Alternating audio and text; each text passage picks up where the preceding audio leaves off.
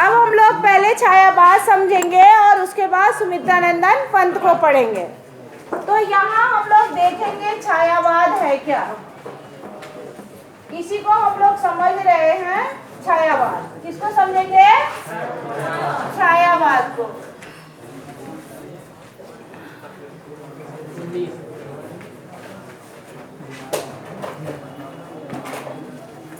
तो ये जो छायावाद क्या है बच्चों, नाम से ही आपको पता चल रहा है कि छाया और वाद से बना हुआ है।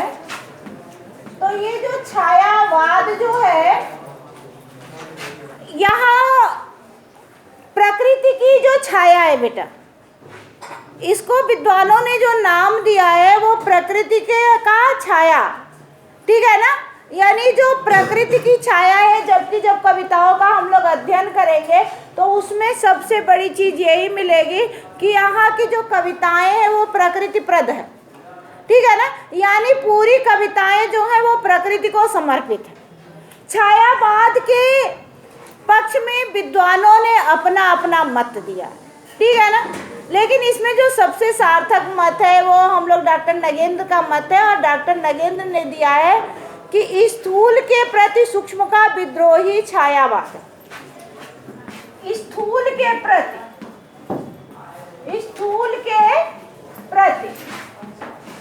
सूक्ष्म का विद्रोह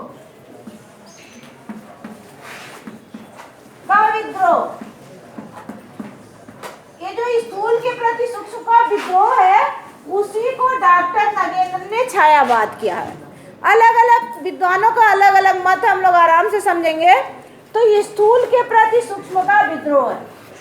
अब बेटा जो छायावाद की कालावधि थी, समय सीमा थी, तो वो हमारी जो कालावधि या समय सीमा थी वो 1922 यानी 1922 से लेके 1937 तक का कालखंड माना जाता है।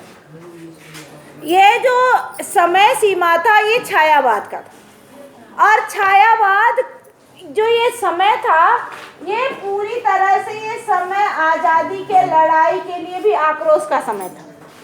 कहीं ना कहीं अगर हम अपने इतिहास को देखें तो आज़ादी की लड़ाई के लिए भी आक्रोश का समय था, और यहाँ जो था ये तो कहीं ना कहीं राष्ट्रीयता का भी प्रभाव कविताओं में दिखाई देता। देश प्रेम, स्वदेश प्रेम जैसी कविताएं भी आईं। और इसके पहले जो हम लोग देखते हैं तो जो छायावाद है, तो छायावाद की जो रचनाएं हुई हैं वो प्रकृति का मानवीकरण है, ठीक है ना। यानी प्रकृति को मनुष्य मान के कल्पना करके की गई है। तो छायावाद में कल्पना की अतिशयता है, और छायावाद का जो जन्म हुआ यानी जो छायावाद आया, तो छायावाद जो आया वो द्विवेदी युग की इतवृत्तात्मकता के विरोध में आया, ठीक है ना। तो द्विवेदी युग की जो इतवृत्तात्मकता थी बच्चों, उसी के विरोध में छायावाद का जन्म माना जाता है, ठीक है ना। छायावाद को लाने वाले जो कवि हैं तो ऐसा माना जाता है कि जयशंकर प्रसाद का जो झरना है, झरना काव्य संग्रह है उनका, उसी काव्य संग्रह से छायावाद का आगमन माना जाता है। और इसका प्रकाशन जो हुआ था झरना का वो 1917 के आसपास हुआ, ठीक है ना। तो कुछ विद्वान 1917 से भी आचार्य रामचंद्र शुक्ल 1918 मान लेते हैं कि छायावाद का जो कालखंड है वो 1918 से लेके 1937 का है। लेकिन हमें अभी इस पे भी जोर देना है कि सूक्ष्म के स्थूल के प्रति सूक्ष्म का विद्रोह है, और ये कथन है डॉक्टर नगेंद्र का। डॉक्टर नगेंद्र, जो डॉक्टर नगेंद्र हैं बेटा, उन्होंने यही कहा है कि जो छायावाद है वो स्थूल के प्रति सूक्ष्म का विद्रोह है। तो स्थूल क्या थे? बड़े लोग थे, जो जमींदार टाइप के लोग थे। जो कैसे लोग थे? जमींदार टाइप के लोग थे, बड़े लोग थे। तो इन लोगों के खिलाफ जो छोटे लोग थे, जो दबे कुचले लोग थे, जो गरीब लोग थे, जो मजदूर लोग थे, तो उनके अत्याचारों के खिलाफ विद्रोह माना है, ठीक है ना। तो जो बड़े लोग थे, जो जमींदार थे, लैंडलॉर्ड थे, जो बड़े बड़े राजा महाराजा थे, जिन्होंने अपने आक्रोश में अपने वैभव और संपदा के बल पे मजदूरों का, छोटे व्यक्तियों को क्या निरीह कर दिया था।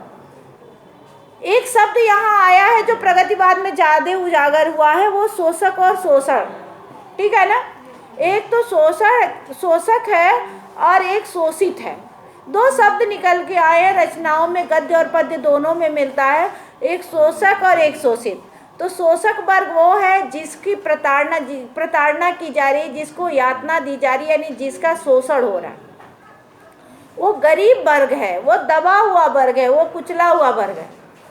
और शोषित कौन है? जो शोषण कर रहा है, यानी बड़े बड़े राजा महाराजा लैलार्ड ये सब जो हैं वो बच्चों शोषित हैं, वो शोषण कर रहे हैं। वो क्या कर रहे हैं? शोषक है, वो उनका शोषण। यानी कहने का ये मतलब है कि काम ज़्यादा लेते थे, मजदूरी बहुत कम देते थे, भेदभाव करते थे, अमीर गरीबों का पूरा एक बड़ा लंबा चौड़ा खड़ा हुआ था, परंपरा करा था, ऊंच नीच का भेदभाव फैला हुआ था।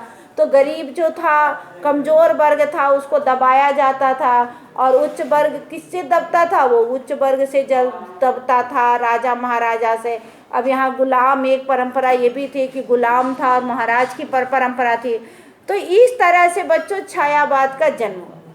लेकिन जो छायावाद की विशेषता थी वो द्विवेदी युग के इतिवृत्तात्मकता के विरुद्ध आया, और यहाँ जब आया तो कल्पना की अतिशयता हुई। विशेषता में क्या हुई? कल्पना की अतिशयता हुई बेटा, कल्पना की अतिशयता। अब कल्पना की अतिशयता से क्या मतलब है? कल्पना की बाहुलता हो गई। अब प्रकृति में ही स्त्री को देखा जाने लगा, प्रकृति में ही नारी को देखा जाने लगा, प्रकृति को पुरुष मान लिया गया, प्रकृति को दंड देने वाला माना गया, प्रकृति को मतलब सर्वस्व प्रकृति को स्वीकार किया गया। प्रकृति अच्छी शिक्षिका है, प्रकृति एक सुंदर नारी है, प्रकृति में ही सभी सुख और दुख को तलाशा गया। पर कल यहाँ घोर रहस्य की भावना, यानी रहस्यवाद भी है और रहस्य प्रकृति में ही है। अब प्रकृति में रहस्य से मतलब यही है बेटा कि रहस्य क्या है? परमात्मा तक, आत्मा का परमात्मा तक पहुँचने का माध्यम। अगर रहस्य को जाना जाए कि रहस्य क्या है, तो रहस्य यही है आत्मा का परमात्मा से मिलन, आत्मा का परमात्मा से मिलन। अब आत्मा का परमात्मा से जो मिलन है वही रहस्य है। अब ये आत्मा किस तरह से अपने परमात्मा, और हर बाद का अपना अपना मिलन है। अब अगर भक्ति काल को देखोगे तो जो भक्ति काल आया, तो भक्ति काल में आत्मा अपने परमात्मा से मिलने के लिए तड़प रही है, ठीक है ना। और आत्मा का उद्धार कब है? जब वो परमात्मा में विलीन होगा, ठीक है। तो भक्ति काल में आत्मा और परमात्मा, ईश्वर और ये क्या है? जीव है, ईश्वर है और जीव है। लेकिन जब वही काम छायावाद में हम जाते हैं तो छायावाद में मिलन किससे हो रहा? प्रकृति से हो रहा। मिलन किससे हो रहा है? प्रकृति से हो रहा है, और प्रकृति के ही गुण को सीखा जा रहा है कि प्रकृति है क्या। यहाँ मैंने बताया भी था और पहले भी बताया कि सारा सुख प्रकृति में ही है, सुख दुख। पंत जी को तो प्रकृति का सुकुमार कवि कहा गया है, पंत जी को प्रकृति का सुकुमार कवि कहा गया है। और पंत जी का जन्म ही अल्मोड़ा जिले में हुआ था, प्रकृति के सुंदर वातावरण में हुआ था। और पंत जी ने प्रकृति के जिन कोमल भावों को टटोला है, उसी से पंत जी को प्रकृति का सुकुमार कवि कहा गया है अपने रचनाओं में जो उन्होंने दिया है। पंत जी का जो पल्लव है, ठीक है ना, तो पल्लव को, पंत जी के पल्लव को प्रकृति यानी छायावाद का घोषणा पत्र माना गया, ठीक है ना। और पंत जी को जो स्थान, मैंने वर्ड्सवर्थ का नाम भी लिया था, और वर्ड्सवर्थ जो है, ठीक है ना, वर्ड्सवर्थ हिंदी में और इंग्लिश में जो अंग्रेजी कविता है, अंग्रेजी कविता में वो नेचर पोएट के नाम से विख्यात है, जाना जाते हैं। और कहीं ना कहीं जो छायावाद का आगमन हुआ हिंदी साहित्य में, तो वो अंग्रेजी कविता का प्रभाव ही था। और वर्ड्सवर्थ जैसे कवियों से प्रभावित होकर, पोएटों से प्रभावित होकर हिंदी के कवियों ने भी प्रकृति के तरफ रुख किया और प्रकृति में ही आत्मीयता को जोड़ा और प्रकृति से आत्मीय संबंध जोड़ के जो कविताएं रची वो छायावाद की कविताएं। यानी कुल मिला के यहाँ जो है वो प्रकृति प्रद कविताएं हैं और प्रकृति में ही प्रकृति का बड़ा सुंदर मानवीकरण छायावाद युग में किया गया।